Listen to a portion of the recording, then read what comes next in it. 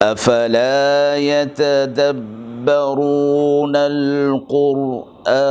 ام على قلوب اقفالها،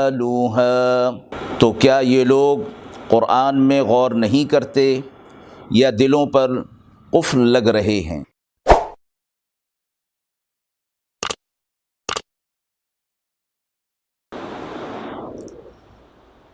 بسم اللہ الرحمن الرحیم۔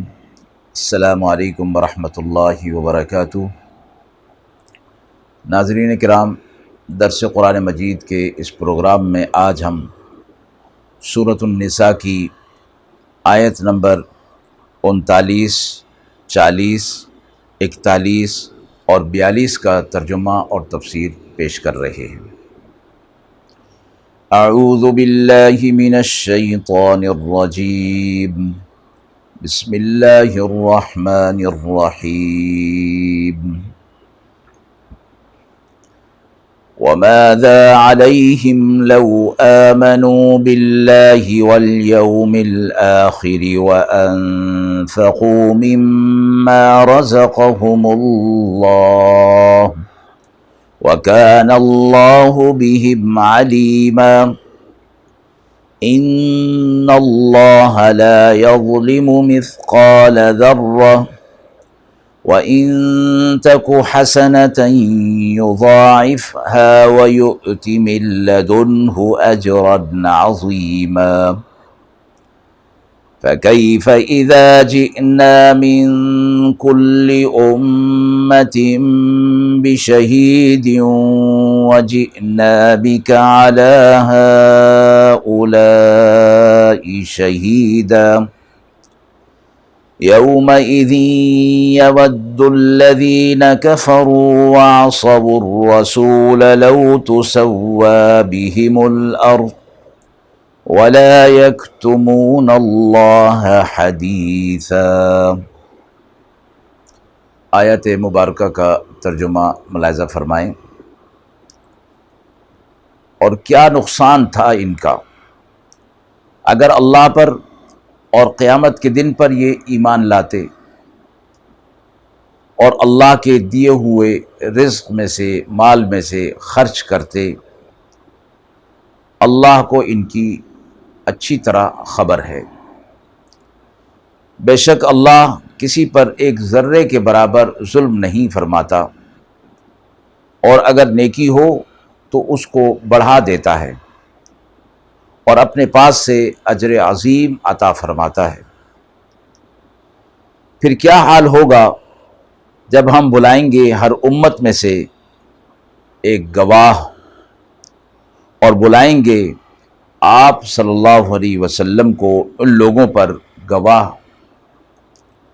اس دن یہ آرزو کریں گے جو کافر تھے اور دنیا میں رسول اللہ صلی اللہ علیہ وسلم کی نافرمانی کی تھی کہ برابر ہو جائیں ہم زمین کے، اور اللہ سے وہ کوئی بات چھپا نہیں سکیں گے۔ ان آیت میں سے پہلی آیت میں یہ فرمایا گیا کہ ان کفار کے لیے کہ جو اللہ پر اور قیامت پر ایمان نہیں لاتے اور اللہ کی راہ میں رزق جو اللہ نے انہیں دیا ہے، مال دیا ہے، اپنے فضل سے اس کو خرچ نہیں کرتے، بخل کرتے ہیں خود بھی، اور شیطان کے ساتھی بن گئے ہیں، جس طرح کی پچھلی آیات کے اندر نشانیاں بتائی گئیں۔ یہ انہی لوگوں سے متعلق ہیں کہ ان لوگوں کے لیے کون سی بڑی بات تھی؟ یہ کوئی ان کے لیے بڑی بات نہیں تھی کہ اللہ پر وہ ایمان لے آتے۔ ان کے لیے اس میں انہیں کون سا نقصان تھا؟ اور جبکہ اس کام کے کرنے میں انہی کا فائدہ تھا، اللہ پر ایمان لے آنا اور آخرت پر ایمان لے آنا، اور اللہ کے دیے ہوئے مال میں سے اللہ کی راہ میں مال خرچ کرنا تو دراصل ان کے اپنے فائدے کی چیز تھی۔ تو ان کے لیے کوئی ایسی بڑی بات نہیں تھی، اور ان پر کون سی ایسی مصیبت آ جاتی، کون سا ایسا بڑا پہاڑ ان کے اوپر ٹوٹ پڑتا اگر یہ لوگ اللہ پر اور آخرت پر ایمان لے آتے اور مال خرچ کرتے، جبکہ یہ سب چیز ان کے اختیار میں تھی اور ان کاموں کو وہ کر سکتے تھے، اور پھر فائدہ بھی اسی چیز میں تھا ان کا پھر یہ کیوں نافرمان بن گئے اور آخرت کی تباہی اپنے سر لے لی؟ یعنی خود ہی انہوں نے اپنے لیے اس بات کو پسند کر لیا کہ ہم اللہ پر ایمان نہ لائیں، آخرت پر ایمان نہ لائیں، اور اللہ کی راہ میں مال خرچ نہ کریں جو کہ اللہ ہی کا دیا ہوا ہے۔ اس چیز کو انہوں نے اپنے لیے خود پسند کر لیا۔ تو فرمایا اللہ ان سے اچھی طرح خبر رکھتا ہے، ان کی خبر اچھی طرح رکھتا ہے، ان کے بارے میں علم اچھی طرح رکھتا ہے کہ یہ کس راہ سے ایمان نہیں لا رہے، کس راہ سے بخل کر رہے ہیں، کس وجہ سے مال خرچ نہیں کر رہے، اللہ کو اس کی خبر ہے۔ پھر چونکہ یہ اللہ پر اور آخرت پر ایمان نہیں لا رہے، اللہ کے حقوق جو اللہ نے دیے ہیں وہ پورے نہیں کر رہے، تو لازمی بات ہے کہ آخرت میں ان پر عذاب ہوگا، اور پچھلی آیت میں یہ بات گزر چکی کہ ذلت والا عذاب ان لوگوں کے لیے ہوگا۔ تو پھر اگلی آیت میں یہ بات فرمائی گئی کہ اللہ ان کو آخرت میں جو عذاب دے گا وہ ظلم کی وجہ سے نہیں ہوگا۔ یہ نہ دل میں بات آئے اور یہ خیال پیدا نہ ہو کہ کافروں کو عذاب دینا ظلم کی راہ سے ہو رہا ہے۔ ظلم کا اطلاق اللہ تعالیٰ کی ذات پر، کسی بھی فعل پر، اور اللہ تعالیٰ کی کسی بھی عمل پر اور کسی بھی حال میں نہیں ہو سکتا۔ فرمایا گیا کہ پوری مخلوق، کائنات، ہر چیز اللہ کی مملوک ہے اور اللہ ان کا مالک ہے، اور مالک کو اپنی چیز میں تصرف کا اختیار ہوتا ہے۔ مفسرین فرماتے ہیں کہ اللہ تعالیٰ اگر ساری مخلوقات کو جہنم میں ڈال دے تو تب بھی ظلم نہیں ہوگا، اس لیے کہ اللہ نے اپنی ملکیت میں تصرف فرمایا ہے۔ لیکن اللہ رب العزت نے نیکی کے کام پر، حقوق کی ادائیگی پر اجر کا وعدہ فرمایا ہے، اور اجر کا وعدہ فرما کر اللہ رب العزت آخرت میں اپنے اس وعدے کو ضرور پورا فرمائیں گے، اور انعام کا وعدہ فرما کر، اجر کا وعدہ فرما کر اس کو پورا نہ کرنا تو عیب کی بات ہے، اور اللہ تعالیٰ تمام عیوب سے پاک ذات ہے، اور اللہ اپنے وعدے کی خلاف ورزی نہیں فرماتا۔ اس لیے اسی بات کو فرمایا کہ اللہ کسی پر ظلم نہیں فرماتا۔ وَمَا رَبُّكَ بِظَلَّامٍ لِّلْعَبِيدِ، اور آپ کا رب اپنے بندوں پر ہرگز ظلم کرنے والا نہیں ہے۔ آخرت میں جو عذاب ہوگا وہ انسان کے اپنے اعمال کی وجہ سے ہوگا۔ پھر آگے فرمایا کہ اگر جو کوئی نیکی لے کر آتا ہے تو اللہ رب العزت اپنے فضل و کرم سے، اپنی رحمت سے اس نیکی کا اکرام اور اعزاز اور عظمت یہ فرماتے ہیں کہ اس نیکی کو بڑھا دیتے ہیں۔ قرآن مجید میں فرمایا گیا من جاء بالحسنۃ فلہ عشر امثالھا، جو کوئی نیکی کرے گا، کوئی ایک نیکی کرے گا تو اس کا عمومی اجر 10 گنا ہے۔ ایک اور مقام پر فرمایا واللہ یضاعف لمن یشاء، اجر کے حوالے سے اللہ جس قدر چاہے گا بڑھا دے گا، اس لیے کہ اللہ کی خزانوں میں کوئی کمی نہیں ہے۔ اللہ اپنی فضل سے، اپنی رحمت سے نیکی کے اجر کو بڑھا کر ہی عطا فرمائے گا، اور اسی بات کو فرمایا گیا وَيُؤْتِ مِن لَّدُنْهُ أَجْرًا عَظِيمًا، اگر تم کوئی نیکی لے کر آؤ گے تو اللہ اس کا اجر عظیم تمہیں عطا فرمائے گا۔ حسنۃ یضاعفھا، نیکی کے اجر کو اللہ بڑھا دے گا، یعنی جب استحقاق ہوگا تب بھی، اور استحقاق جتنا ہے اس سے زیادہ تمہیں اس کا اجر عطا فرمائے گا، بلکہ بعض مرتبہ بعض جگہوں پر بغیر استحقاق کے بھی اللہ اجر عطا فرمائیں گے، اور فرمایا کہ وہ اجر کیسا ہوگا، وہ اللہ کا فضل ہوگا،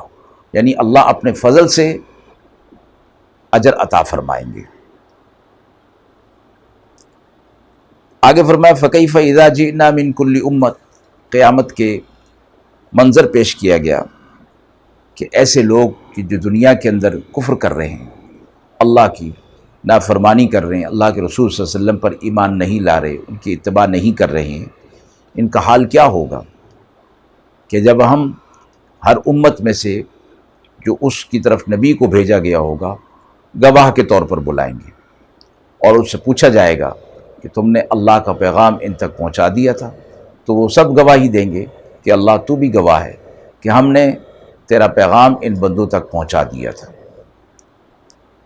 وَجِئْنَا بِكَ عَلَىٰ هَٰؤُلَاءِ شَهِيدًا، اور آپ صلی اللہ علیہ وسلم کو بھی لایا جائے گا سب سے آخر میں بطور گواہ کے، کہ آپ گواہی دیں گے کہ تمام انبیاء علیہ الصلوۃ والسلام اپنی امتوں کو اللہ کا پیغام پہنچاتے رہے۔ مفسرین نے فرمایا اس سے بھی معلوم ہوا کہ آپ صلی اللہ علیہ وسلم کو جو آخر میں بطور گواہ کے لایا جائے گا، تو آپ صلی اللہ علیہ وسلم کے بعد کوئی اور نبی نہیں ہے۔ اگر کوئی اور نبی ہوتا تو اس کا ذکر یہاں پر ہوتا۔ یہاں فرمایا گیا کہ امت کے تمام انبیاء علیہ الصلوۃ والسلام کو گواہ کے طور پر بلایا جائے گا، اور آپ صلی اللہ علیہ وسلم کو ان سب پر گواہ بنایا جائے گا۔ تو اس دن یہ لوگ آرزو کریں گے، کون لوگ آرزو کریں گے؟ جو دنیا میں کفر کیا کرتے تھے، اللہ اور اس کے رسول کی اتباع فرما برداری نہیں کیا کرتے تھے، وہ کیا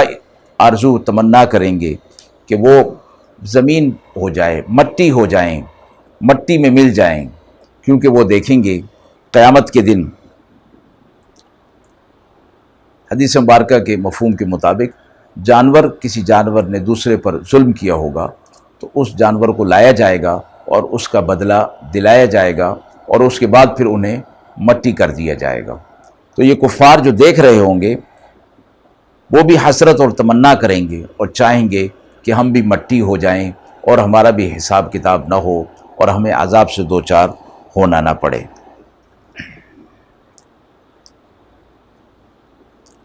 آخر میں فرمایا وَلَا يَكْتُمُونَ اللَّهَ حَدِيثًا، یہ اپنی کوئی بھی چیز